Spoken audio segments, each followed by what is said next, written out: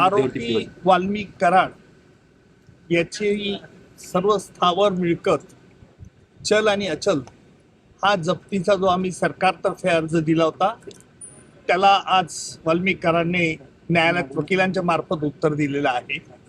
त्या अर्जाची चौकशी 17 तारखेला होईल आणि त्या अर्जावर त्याचा युक्तिवाद माझे सहकारी ॲडव्होकेट कोल्हे हे करतील.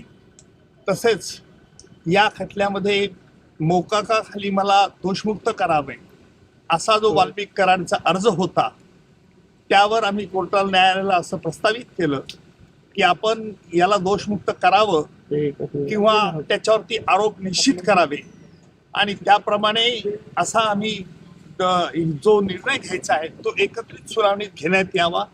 अर्थात त्यावरती न्यायालयाने आणि अर्थात बचाव पक्षांच्या वकिलांची हरकत असल्यामुळे बचाव पक्षांच्या तर्फे असं सांगण्यात आलं की प्रथम दोषमुक्तीतून त्याला मोकाखातून त्याला मुक्त करावं, या अर्जावरती चौकशी व्हावी. त्याला आम्ही हरकत नाही असं म्हटलं आणि म्हणून आता वाल्मिक कराडला मोकाच्या तरतुदी लागू होतात किंवा कसं यावरचा 17 तारखेनंतर युक्तिवाद होईल. त्या दरम्यान 17 तारखेला जे काही अर्ज न्यायालयात प्रलंबित होतील त्यावरती युक्तिवाद आणि न्यायालय त्यावरती निर्णय येईल.